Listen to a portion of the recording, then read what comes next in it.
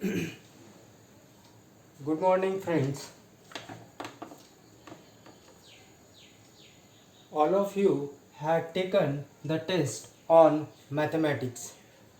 On Sunday, we have taken the test of mathematics on Sunday, and our topic is sets and relation that I had already mentioned the syllabus.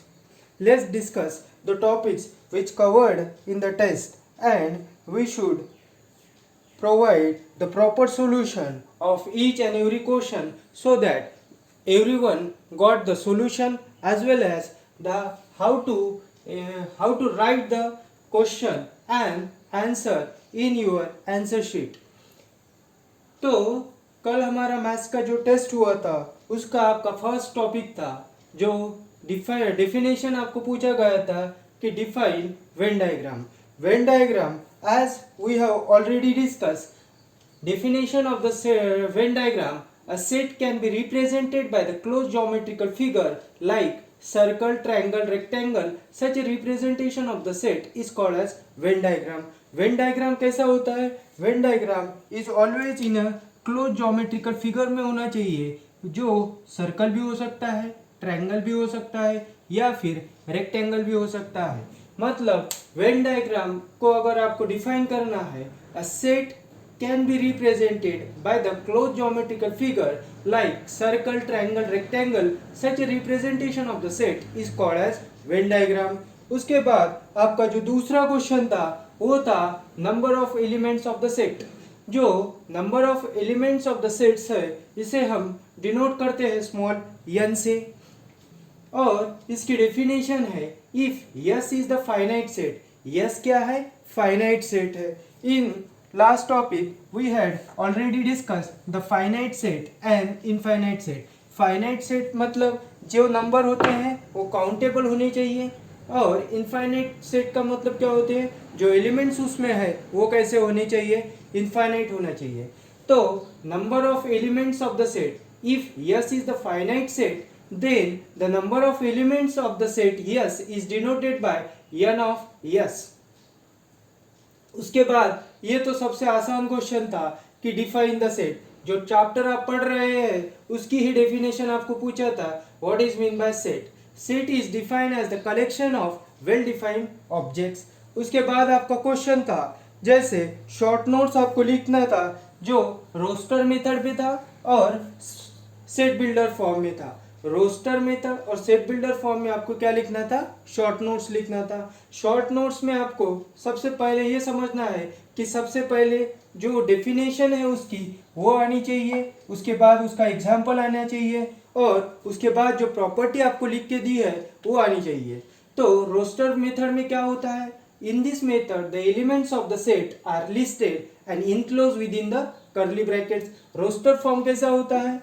जैसे ई नाम का कोई भी sets है और इसको हम अगर रोस्टर फॉर्म में लिख रहे हैं तो आप लिख रहे हो AEIOU. ये क्या है? रोस्टर फॉर्म है. रोस्टर फॉर्म में क्या होना चाहिए? सेट का नाम होना चाहिए और कर्ली ब्रैकेट्स होना चाहिए, और दो एलिमेंट्स के बाद क्या होना चाहिए? कॉमा होना चाहिए. इसे आप कह सकते हो रोस्टर फॉर्म.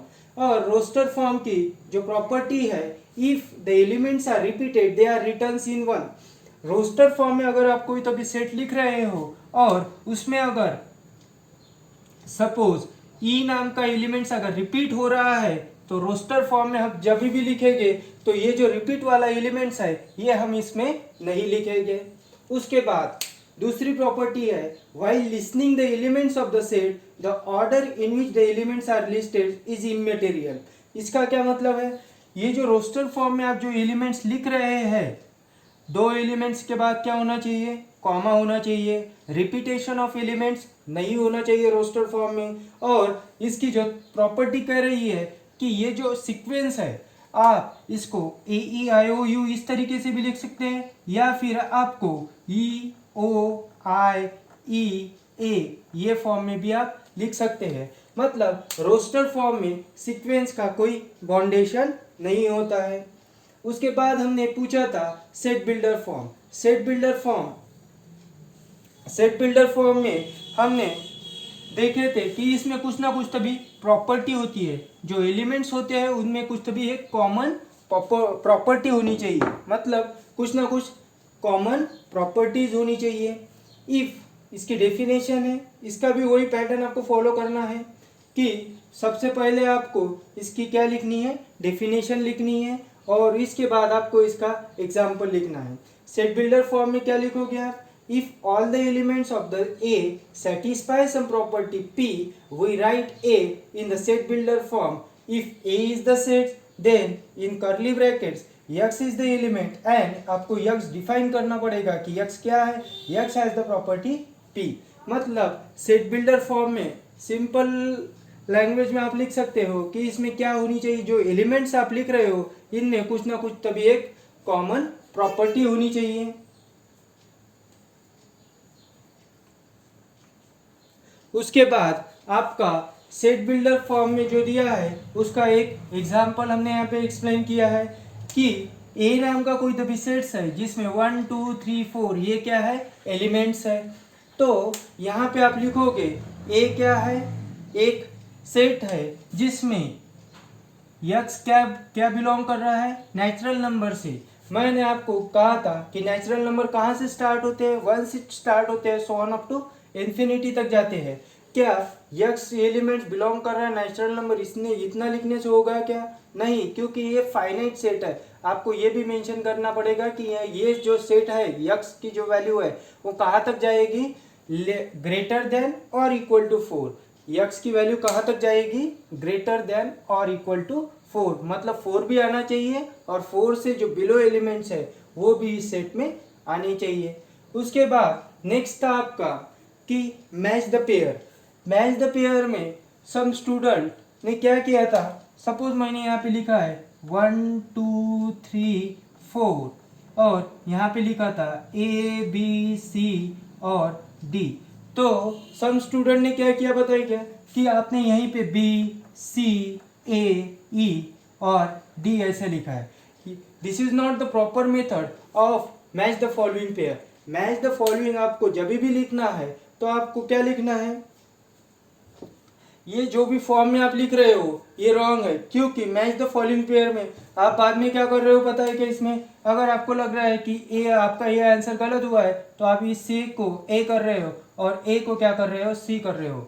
ये जो है ये हैंड राइटिंग भी आपकी गंदी लग रही है, उसके बाद आपका जो पेपर है वो भी अट्रैक्टिव नहीं नजर आ रहा है। तो आपको क्या करना है, मैच द पेयर लिखना है। उसके बाद यन, यन क्या है, set of all natural number.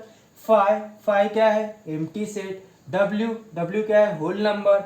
And small N क्या है, number of elements of the set. इसके बाद आपको जब भी मैच द फॉलोइंग पेयर आएगा तो आपको इसी पैटर्न से आपको अपना मैच द फॉलोइंग पेयर लिखना है। आप अगर ऐसे लिख रहे हो कि ए बी सी डी यहाँ पे लिखा है और आप यहाँ पे कुछ कर रहे हो तो आपको इसके बाद मैं यहाँ पे सीधा 0 मार्क डाल दूंगा। This is the first and last instruction to all the student. If you are matching the pair, if you are matching the pair, you should write the first column and in front of the first column you have to write the name। जैसे हमने यन क्या है, set of all natural number. Five क्या है, empty set. W क्या है, whole number. N क्या है, number of elements of the set. N क्या है, number of elements of the set. उसके बाद हमने कुछ एग्जाम्पल लिखे थे जिसे एक्सप्लेन फिर से करेंगे, क्योंकि ये थ्योरी का जो क्लास हुआ है आपका उसमें ऑलरेडी ये एग्जांपल डिस्कस है।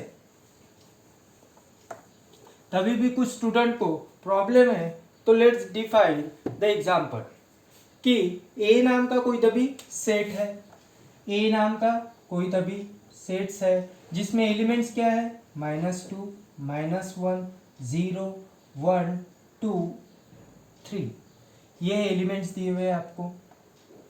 इसको आप, ये कौन सा फॉर्म है, ये आपका है रोस्टर फॉर्म। ये कौन सा है आपका, रोस्टर फॉर्म। इस रोस्टर फॉर्म को आपको किस में कन्वर्ट करने को कहा है, सेट बिल्डर फॉर्म में। सेट बिल्डर फॉर्म का मतलब क्या होता है, जो नाम सेट का यहाँ है वो यहाँ पे लिखिए, ए नाम का सेट्स है, उसके बाद कर्ली ब्रैकेट्स लगाइए, उसके बाद यक्स लिखिए। इतना तो जनरल है। कि नाम का जो सेट का जो नाम है वो यहाँ पे रिपीट कीजिए, उसके बाद कर्ली ब्रैकेट्स लगाइए, फिर यक्स लगाइए। कुछ स्टूडेंट ने मुझे आस्क किया था कि यक्स के बाद क्या लिखना है, डबल कॉमा रखना है, लाइन रखना है या सिंगल कॉमा रखना है। तो आपको जनरल सेंस में यहाँ पे एक लाइन रखना है, इंक्लाइंड लाइन, और उसके बाद अब आपको डिफाइन करना पड़ेगा कि यक्स क्या है। यक्स क्या है इसका आपको, ये आपको बिलोंग्स किस नंबर से कर रहा है, इसमें माइनस नंबर भी है और प्लस नंबर भी है, मतलब ये किससे बिलोंग कर रहा है, इंटीजर से बिलोंग कर रहा है। तो यक्स बिलोंग्स टू इंटीजर। क्या इसमें सब इंटीजर आए हैं क्या, नहीं, ये डिफिनिट सेट है, क्योंकि इसके बाद ये जो सेट है आपका फिनिश हो चुका है, यहाँ पे 3 पे फिनिश हो चुका है, यहाँ पे -2 पे फिनिश हो चुका है। तो आप यहाँ का जो नंबर है -2 है, उसके बाद ग्रेटर देन और equal to x greater than और इक्वल टू 3 ऐसे लिखोगे, और ये आपका हुआ सेट बिल्डर फॉर्म।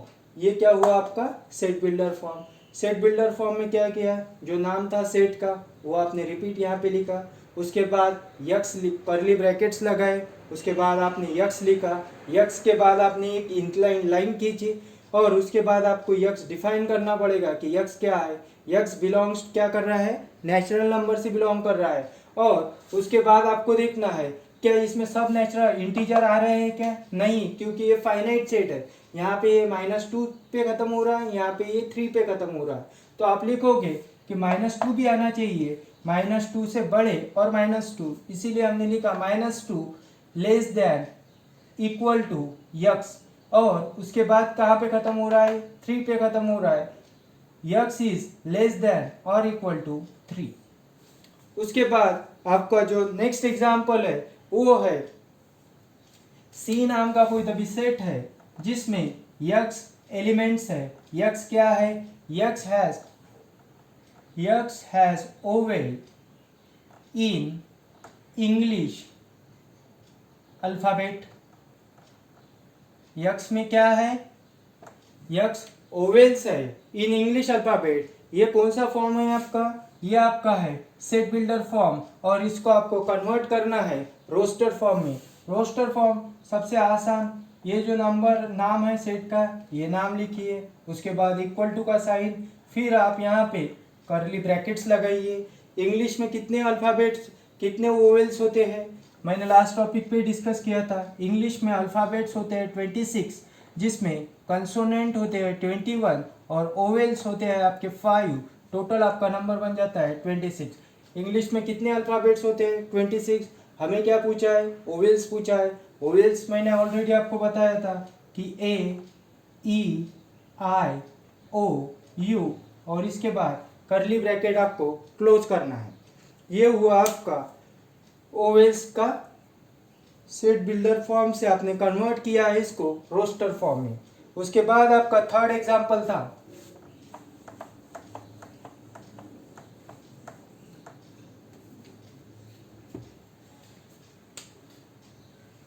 डी नाम का कोई दबी सेट था ऑफ ऑल इवन नंबर। ये जो एग्जाम्पल था, डी नाम का कोई तो भी सेट था जिसमें ऑल इवन नंबर होने चाहिए थे।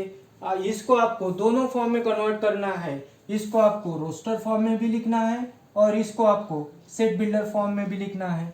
तो आप सबसे पहले रोस्टर फॉर्म में लिखिए, डी क्या है, सेट है जिसमें इवन नंबर है 2 4 6 8 सो ऑन अप टू कहाँ तक जाएगा, इन्फिनिटी तक जाएगा। ये हुआ आपका रोस्टर फॉर्म। इसके बाद हमें लिखना है set builder form. Set builder form में क्या लिखोगे, डी का नाम है जो एज यूजुअल है, उसके बाद है इवन नंबर। इवन नंबर का मतलब क्या होता है, ऐसे नंबर जो कैसे होना चाहिए, 2 से डिवाइड होना चाहिए। तो हम यहाँ पे लिखेंगे 2x, और इसके बाद x बिलोंग्स करेगा नेचुरल नंबर से। क्या ये फाइनाइट सेट है, इसमें सब के सब इवन नंबर है, तो इसीलिए ये इनफाइनाइट सेट हुआ। इसीलिए हमें बाद में कुछ भी नहीं लिखना है, कर्ली ब्रैकेट क्लोज करना है। In last lecture we have discussed we had conducted the test on mathematics, and in this lecture we have to discuss the solution of the test that we had taken in Sunday. अगर आपको इसमें भी कुछ तभी दिक्कत बची है तो आप कमेंट्स में अपना नाम टाइप करके आपको जो भी पूछना है आप पूछ सकते हो. Thank you. Have a good day.